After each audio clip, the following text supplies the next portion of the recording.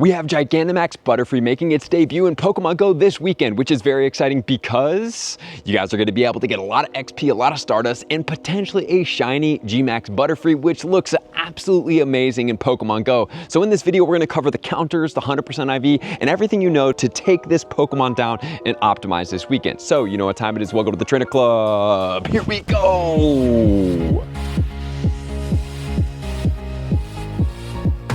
On Sunday, August 3rd, this event is going down from 2 until 5 p.m. I don't know why they call them GMAX battle days because they're not really days. It's a 3-hour period. Let's just be honest with it. It's not a community day. It's a 3-hour period.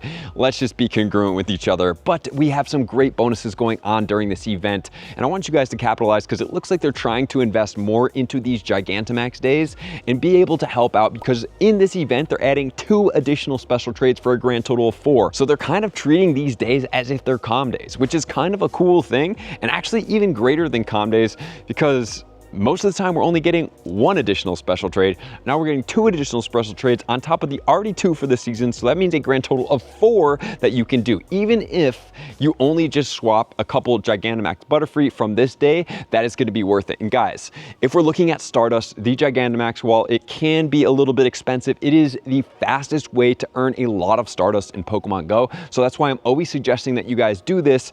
If this was something where it was like just a little bit of Stardust and it was still expensive, I would probably not recommend this, but the XP, the Stardust, and the community involvement is really enjoyable for me. It's something that I've always loved and one of the pinnacle reasons that Pokemon Go drew me in. So for this event, we're going to have a remote raid pass limit increase to 20 on Friday and Saturday for a grand total of 40. The max particle limit is going to increase to 1600. All power spots will host Gigantamax battles.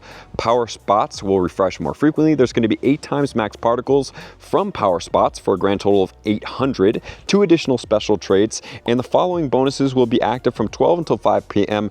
Quarter adventuring distance for the max particles and 2 times max particles from exploring. So that's a lot of bonuses that we're going to be getting during this event, but don't forget there's also the add-on. With the add-on, you're going to be able to pay $5 and get 1 max mushroom, 25,000 XP, 2 times XP from the max battles, and max particle collection limit increased to 5,600. And you will be able to get the shiny Gigantamax Butterfree as well, which is very exciting. So for this day, what do I suggest? Number 1, get into a party. The party is going to help you guys optimize for this Pokemon. Great thing because you're going to be able to share your items. You want to be on lucky eggs and star pieces when participating in this because that's going to exponentiate your rewards. Do not overlook these rewards.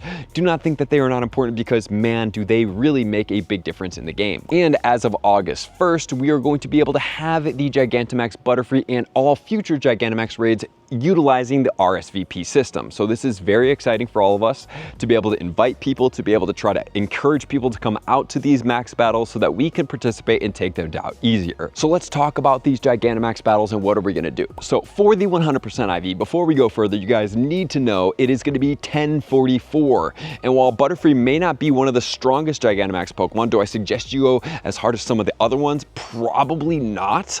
It's still a cool Pokemon. It's still a Gigantamax and it still has its own unique capabilities in the game. So the top recommended team is going to be Zacian, it's going to be Blissey, and then it's going to be Cinderace. So this is going to be the top recommended team. So we have the defensive Pokemon, we have the healer Pokemon, and then we have the attacker. So whenever you're not in the max form, you're going to want to have the Zacian or the Blissey out. Zacian is amazing because of its fairy and its steel typing. It's pretty much going to be null and void to everything that Butterfree can throw at it, and it is going to be very tanky. So I hopefully you guys do have one of these maxed out and that it is going to be able to come into your party and be able to do what it does. And then once we go into the max form, you guys have that 3 seconds, you're going to switch over into that Cinderace. And remember, the Cinderace, it's very important for this Pokemon.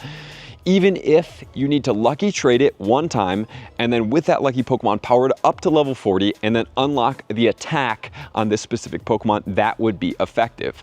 For me, most of the time, the only things I'm really maxing out right now is going to be attacks, and then potentially the healing. I don't really use this too often because it seems like we can take these Pokemon down with efficiency, with a good crew, if everybody's using the right counters, without needing to use shields and heals.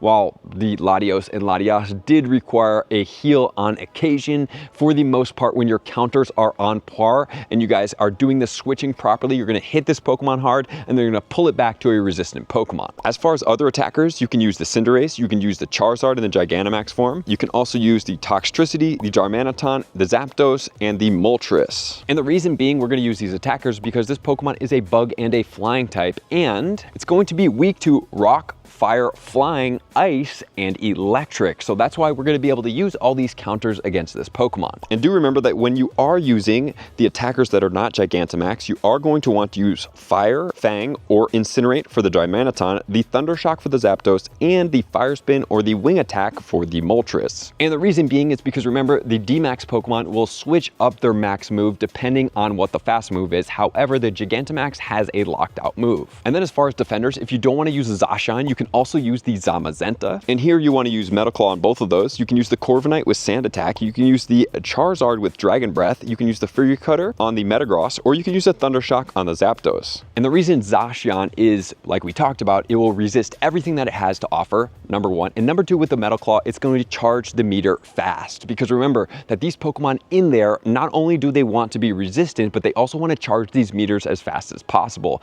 That will help get the meter up and get you out of the non-max form when this Pokemon can hit your Pokemon and take them down and put them into the max form, and that is going to help out tremendously. And don't forget, if you don't have the Zacian, the Zamazenta is a great counter as well. And as far as the best healers we have, we can use Blissey, Wailord, Gigantamax Snorlax, or Lapras, Greedent, and Entei. Ideally you want a Blissey, however, Wailord, Snorlax, or Lapras are great second choices. And remember, when they're talking about healers in here, they're recommending that these Pokemon do have the healing abilities all the way powered up, because these ones are going to be your tanks that are going to go into the battle. Let's say that you do want to switch to your attackers and then the attackers, and let's say that you have your second Pokemon in there, Zacian gets knocked out, and then let's say you have Blissey or Lapras. In these specific situations, if they have the max heals all the way powered up to level 3, that when they throw them in there, let's say you didn't want to throw the Cinderace in that specific time because your last Pokemon standing besides the Cinderace, which is a Blissey or a Lapras or a Snorlax, is starting to go down in health,